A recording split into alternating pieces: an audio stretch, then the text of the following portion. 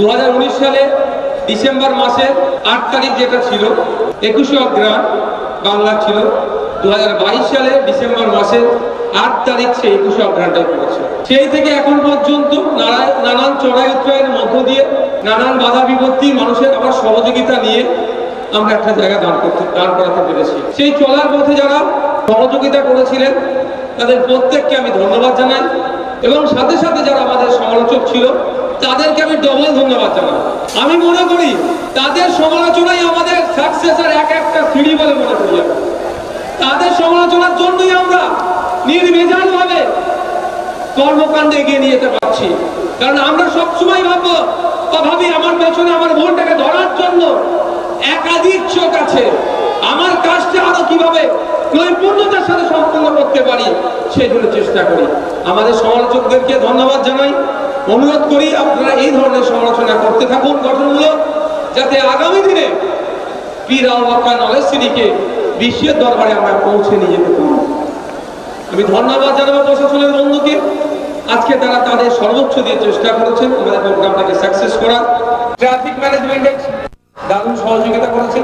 আমি ধন্যবাদ জানাবো যে বিশিষ্ট বর্গরা এসেছেন নলেজ সিটিতে, দেশের বিভিন্ন এসেছেন, আমি ধন্যবাদ জানাই। ধন্যবাদ জানাবো যারা দর্শকের বসে আছেন। আপনারা হচ্ছেন ফুল, বাগানের ফুল আপনারাই। আপনারা না থাকলে বাগান যত বড়ই হোক না, ফুল যদি না ফোটে বাগানের কোনো দাম নয়। তো আপনাদেরকে ধন্যবাদ, এরকম ভাবে পাশে থাকবেন।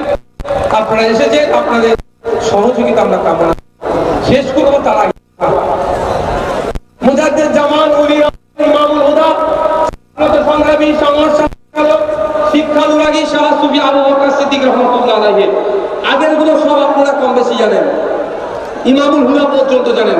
স্বাধীনতা সংগ্রামীদেরকে আমি ছোট্ট কথা বলি, মাস্টার সাহেব অনেক কথা বলেছেন।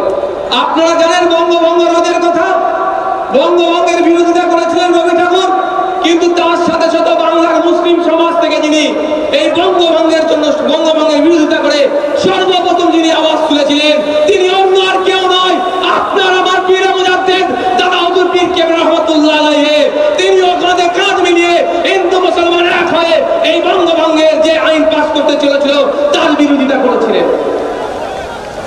শিক্ষার লাগি আমার আগে শাহজাহান বলেছিলেন তিনি যেমন ইসলামিক শিক্ষা ধর্মীয় শিক্ষার পাশাপাশি তিনি জেনারেল এডুকেশন প্রোভাইড করার জন্য পশ্চিমবাংলা, আসাম, উড়িষ্যা, বাংলাদেশ, ত্রিপুরা, মেঘালয় থেকে শুরু করে ইস্ট ইন্ডিয়ার বিভিন্ন রাজ্যে তিনি শিক্ষা প্রতিষ্ঠান গড়ে তুলেছিলেন।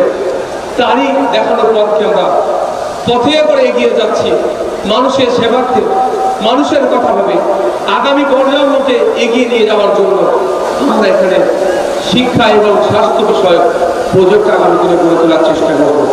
সবই কিন্তু সম্ভব হবে আপনাদের এই স্বতঃস্ফূর্ত যে সহযোগিতা করছেন, সহযোগিতার জন্য।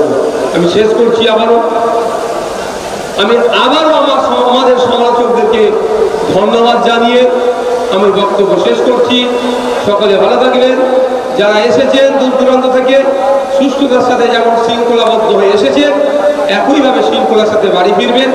সর্বোপরি আপনারা আমাদের জন্য দোয়া করবেন, আর সব থেকে বেশি দোয়া করবেন বড় ভাইজানের জন্য। কারণ আমি তো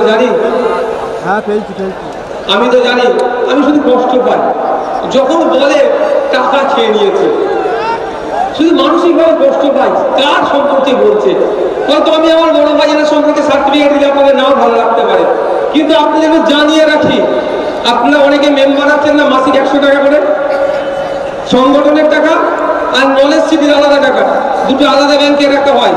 অনেক সময় ধরনের অনেক নলেজ সিটির কোনো ইম্পর্টেন্ট ব্যাপারের জন্য টাকার প্রয়োজন হয়ে যায়, হয়তো ওই চেকটাতে সই নাই নলেজ সিটির ব্যাংকে যে টাকা যে অ্যাকাউন্টে থাকে।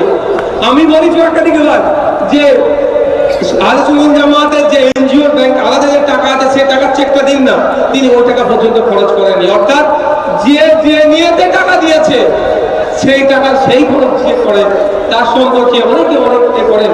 তবে যত করবেন আল্লাহ পাক তার দরজা আরো বাড়াবে, আর আল্লাহর পথে যে থাকবে আর যে ধৈর্যশালী হবে তার জন্য আল্লাহ যথেষ্ট।